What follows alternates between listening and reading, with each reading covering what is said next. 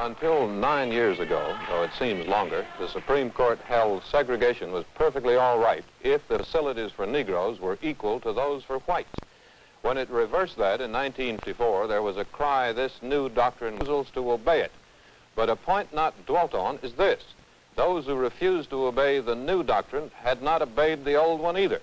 Negro facilities then were, but certainly not equal. Of the three branches of government, the court has taken the advanced, popular, radical position on civil rights because Congress could not or would not. Now there are demands to impeach Earl Warren. But in 1896, when the separate but equal doctrine came out, that was radical for its day, but nobody wanted to impeach Chief Justice Melville Fuller. The reason was that once his decision came out, that was the end of it. Nobody really tried to enforce it. The Negroes did not demonstrate, did not hire lawyers. The 1954 decision also was radical, but the change was not only in the law, but also in the Negro. This time he did hire lawyers and demand that it be obeyed. So the agony of these 9 years has not been entirely because a radical court was proclaiming radical law. The agony was because, for the first time in our history, it was being enforced. Little Rock was an unlikely place for a federal-state showdown tied to segregation. There had already been some desegregation in the state, and Governor Orville Faubus was not considered a man devoted to segregation. But circumstances got out of control, and Central High School became the pivot in this federal-state struggle. I remember the night of September 24th, 1957, when the first battle-dressed Army troops arrived on this street. It was a scene incomprehensible to the 50 or so townspeople looking on. One man turned to a companion and said, "You won't get many people to fool around with those guys," which prompted the response, "Yeah, but it's a hell of a way to run a school." It was the disorder of the day before that led President Eisenhower to send in the troops of the 101st Airborne. State and local police were unable that day before to control a mob which reacted in bitter violence on learning that 9 Negroes had entered the school as students. A couple of weeks earlier, state militia under Faubus control had barred the Negroes from the school. Now, on Black Monday, September 23rd, the 9 Negroes went in but were asked to leave 3 hours later in a move to soothe the mob. School time, the morning of the 25th, troops of the 101st Airborne. A perimeter was established around the school beyond which we could not go. It was, I remember, quiet. I'm not sure most of us had yet absorbed the historic scope of this moment. At 9:25, with a military escort party, still in a strange quiet, 6 Negro girls, 3 Negro boys entered Central High School. A court order carried out with the federal government using its ultimate power. An hour later, after a few onlookers ignored requests to move on, troops dispersed them. One resistor was struck, another nicked by a bayonet. The next night, Faubus broadcast a condemnation of what he considered a military occupation. We are now an occupied territory. Evidence of the naked force of the federal government is here apparent in these unsheathed bayonets in the backs of schoolgirls.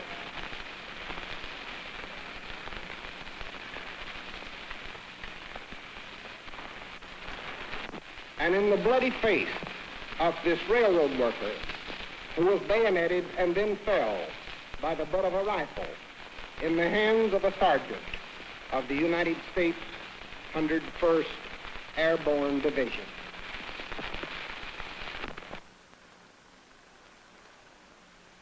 There are now 36 Negroes going to Central High School, altogether 126 going to school in Little Rock on a desegregated basis. This is a little less than 2% of all Negro students here. Elsewhere, there's been voluntary desegregation of department stores and hotels in the city, Plans are underway for restaurants. The city auditorium and parks have been desegregated. The swimming pool has not. The events of September 1957 generated considerable resentment in the South against such use of federal power. Later, however, a somewhat different view, particularly among the business interests in the South, who noted the reluctance of new businesses to move into Arkansas because of the racial strife. Otherwise, the mystery still remains. Why did it happen here? The White Citizens Councils, organized in the mid-50s, advocated a new means of controlling Southern Negroes, economic reprisal.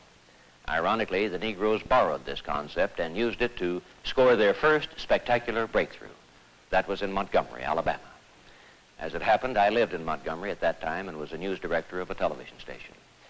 In the late spring or early summer of 1955, I heard of a small Negro group called the Montgomery Improvement Association. It was trying then, with no success, to persuade the city government to make improvements in the segregated park for Negroes. It wasn't a park, it was a large vacant lot with a water hydrant peeking above the weeds. This did not fulfill the pledge of separate but equal in the view of the association or its leader, Reverend Martin Luther King. But such were the goals and the foreseeable prospects until December 1st, 1955. On that day, a Negro seamstress, Rosa Parks, boarded a bus and took a seat. A few stops later, she was told to give her seat to a white passenger who had just boarded. She refused. For those who insist that a moment be pinpointed when the American Revolution of '63 began, that moment will serve. 4 days later, the Negroes declared a boycott of the buses. The idea was Edward D. Nixon's, a Pullman porter, who admits he made a guess when he nominated King to lead the boycott. Well, Montgomery was not disturbed. The city's white and Negro communities still had their lessons to learn.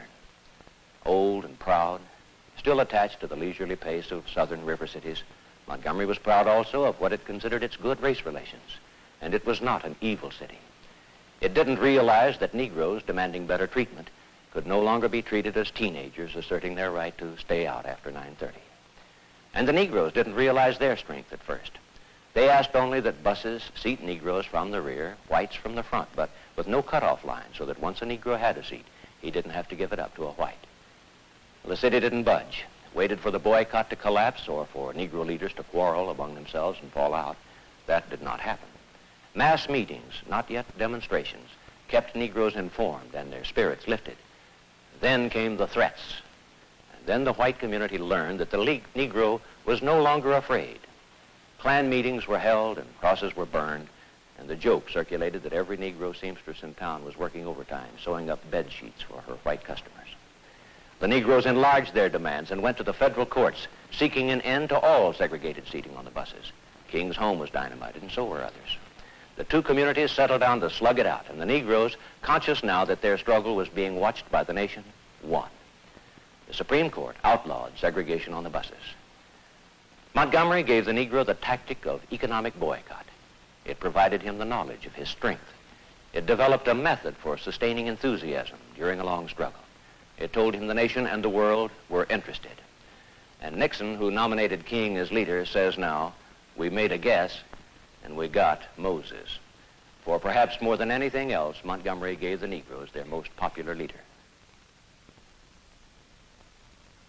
On February 1st, 1960, a group of freshmen from Greensboro's all-Negro Agricultural and Technical College wrote a new page of sit-in history. In barriers, they seated themselves at a segregated lunch counter. They were refused service. They were asked to leave, but they just sat on studying their textbooks. The police came and took them off to jail. The lunch counter was closed, the seats roped off. But the rebellious child flourished. A few days later, the sit-in movement had taken firm root in Nashville, Tennessee. Here on the campus of Fisk University, it was to become more than just a hopeful stirring in the collective Negro breast. The Fisk students gave it both impetus and organization. The signs of segregation hung all over the city, a constant provocation to the students of Fisk and every other Negro. The attitude of the segregation-minded whites could not have been stated more bluntly.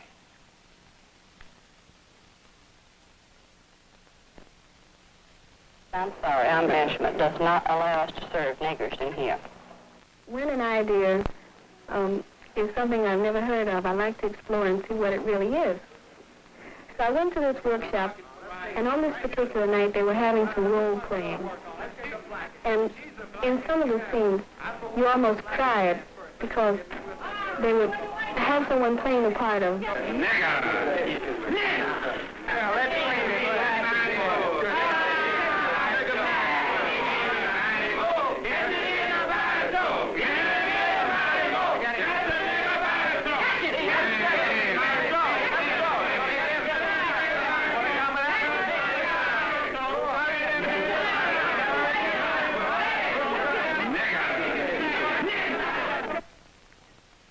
With such training as this to bolster their dedication, the sit-in movement became one of the Negroes' most effective weapons.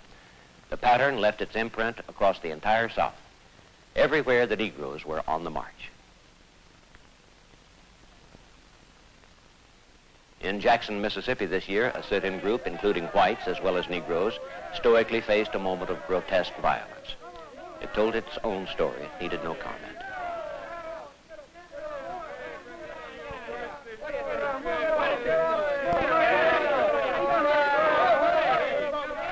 One Negro student, Memphis Norman, was dragged from his stool and brutally beaten.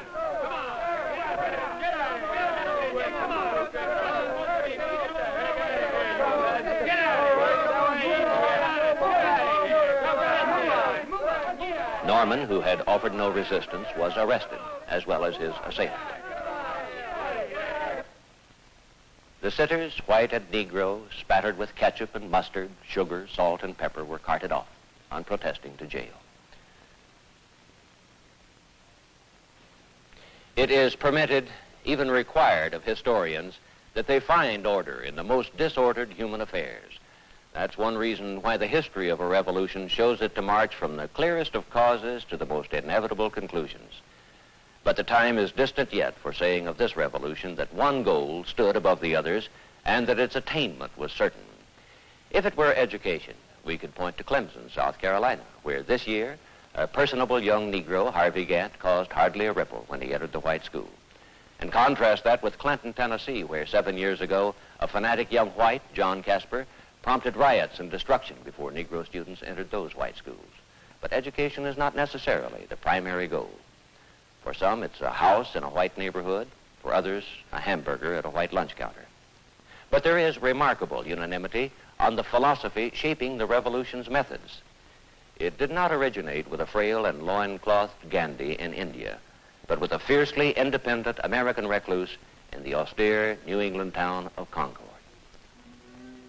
And here, in this rambling old house, fashioned to ward off the cold New England winters, was born one Henry David Thoreau. Born in July 1817, in the village of Concord in Massachusetts, a place already touched by history. The years would treat this house kindly, almost as if grateful for giving us this man, and it still survives.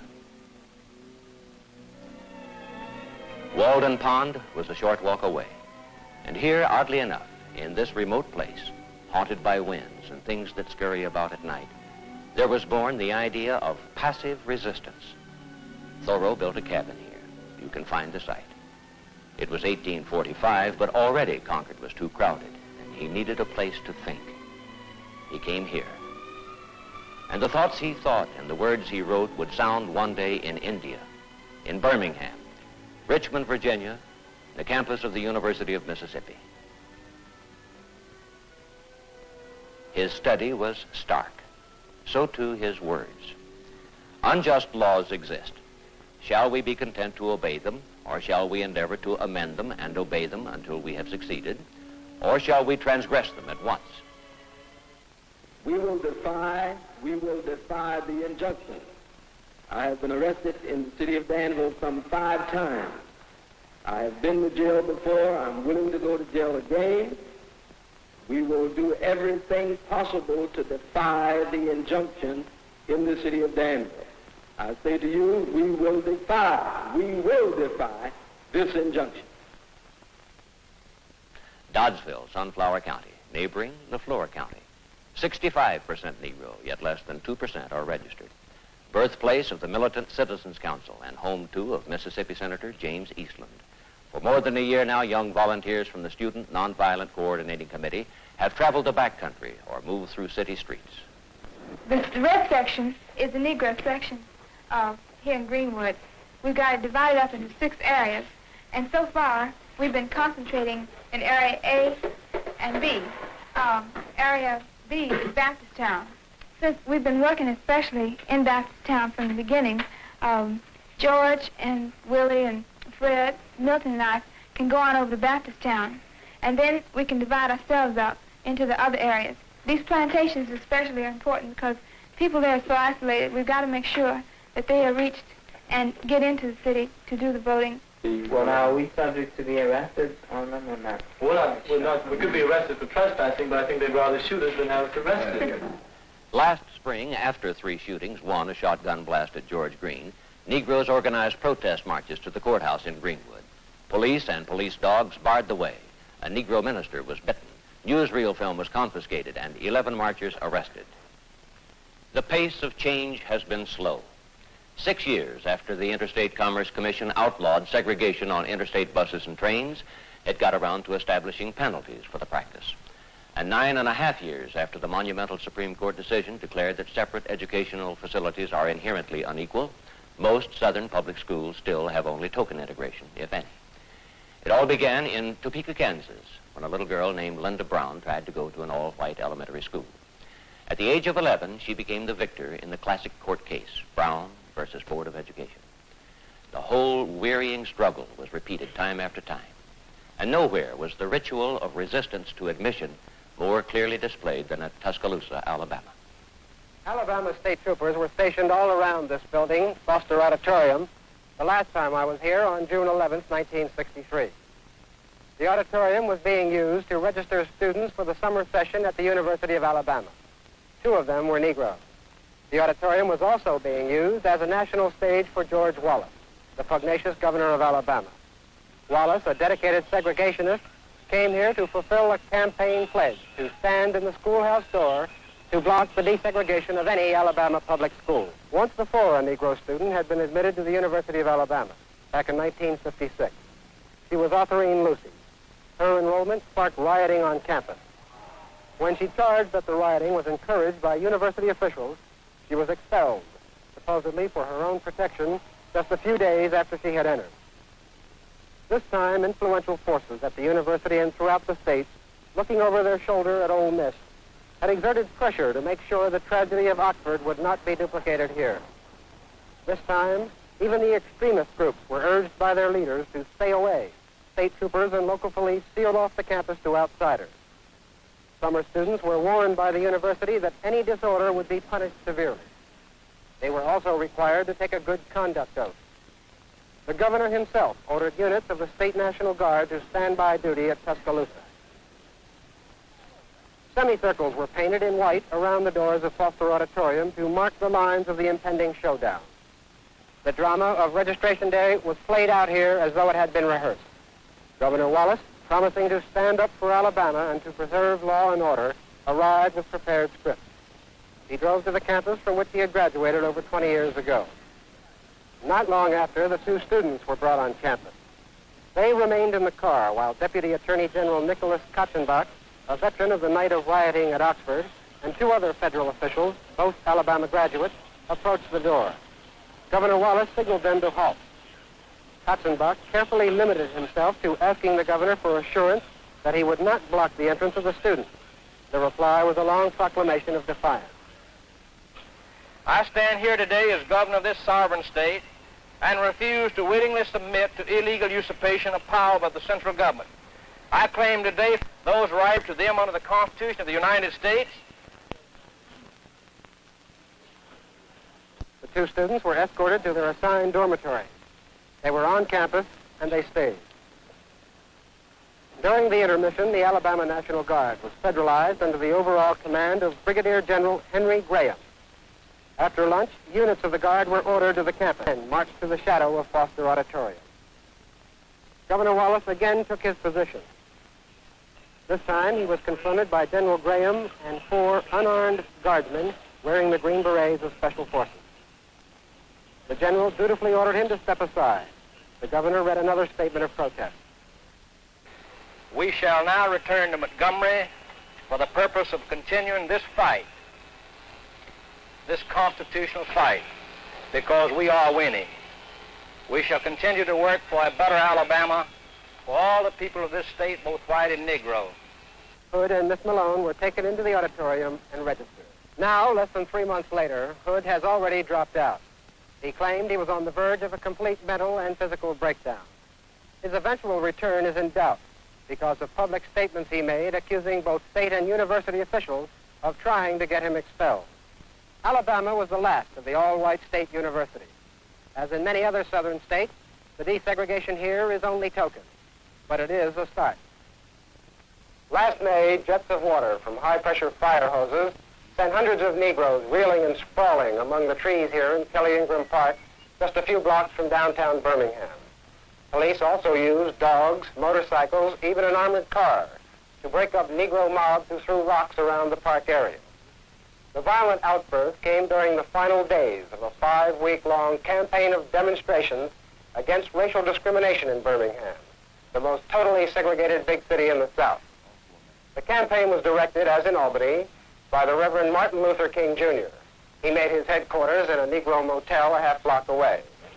Behind me is the 16th Street Baptist Church, the main staging area for the demonstration.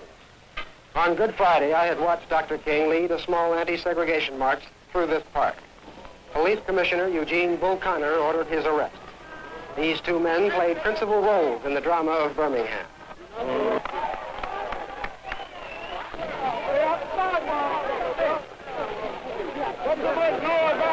Be quiet!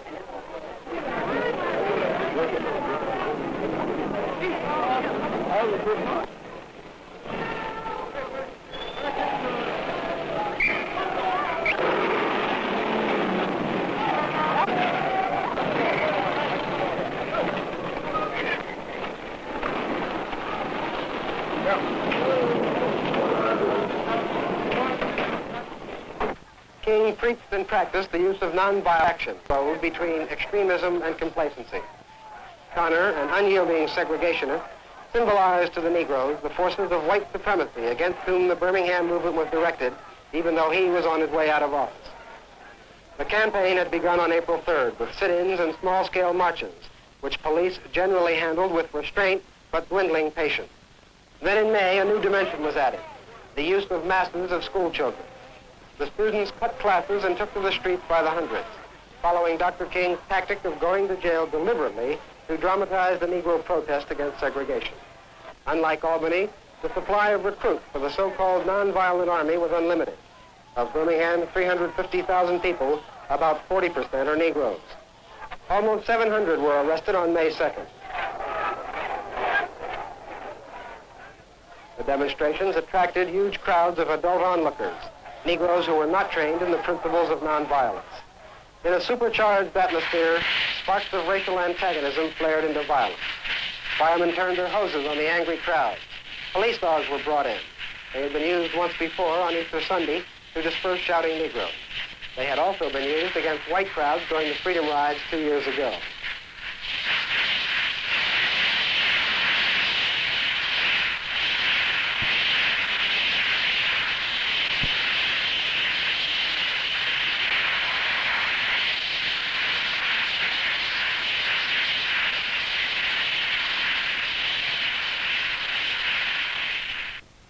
Negroes threw rocks and bottles at the police. For the next 5 days, riots and near riots swept through this park. The leaders of the Birmingham movement joined the police in efforts to calm the mobs, to no avail. But the leaders also insisted there would be no let-up in the demonstrations.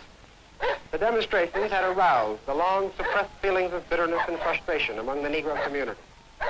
Connor and the police represented to them the despised white authority which had held them down. Now the resentment came to the surface in a violent outburst. In 5 days, about 2,500 Negroes were arrested. They filled the jails and other detention quarters in what Dr. King called fulfillment of a dream. The head of the Civil Rights Division of the Justice Department, Burt Marshall, was sent to Birmingham to try to regenerate stalled negotiations going on behind the scenes. Governor George Wallace sent state troopers to help subdue the racial turbulence. The settlement finally came on May 10th. The main points were desegregation of public facilities downtown within 90 days, better job opportunities, and creation of a biracial committee. The demonstrations and the Negro boycott of downtown Birmingham, which had cost businessmen severe losses, were called off. The breakthrough in Birmingham sparked a wave of demonstrations elsewhere. But the trouble here was not over. The atmosphere was thick with hatred. Extremists thundered the city had been sold out. The negotiators refused to make their names public. The day after announcement of the agreement, the Negro Motel and the home of Dr. King's brother were bombed. It was Saturday night, and the bombings provoked an enraged reaction from Negroes. They went on a riotous rampage through a 9-block area, smashing store windows, burning shops and cars and other buildings, slashing tires, and again bombarding police and firemen with anything they could find to throw. Negro leaders again appealed in vain for order. The rioting raged unchecked into the early morning of Mother's Day. President Kennedy ordered federal troops to bases near Birmingham. Sunday morning, police forces sealed off a 28-block area. They carried shotguns and carbines. The next day, Dr. King carried his message of nonviolence into Negro pool halls. And I go on with the feeling that this is a righteous cause and that we will have to suffer in this cause, and that if physical death is the price that some must pay, if it's the price that I must pay to free my children and the children of my brothers and sisters and my white brothers from a permanent psychological death, then nothing can be more redemptive. I have always believed that unearned suffering is redemptive. And if a man has not discovered something so dear and so precious that he will die for it, then he doesn't have much to live for.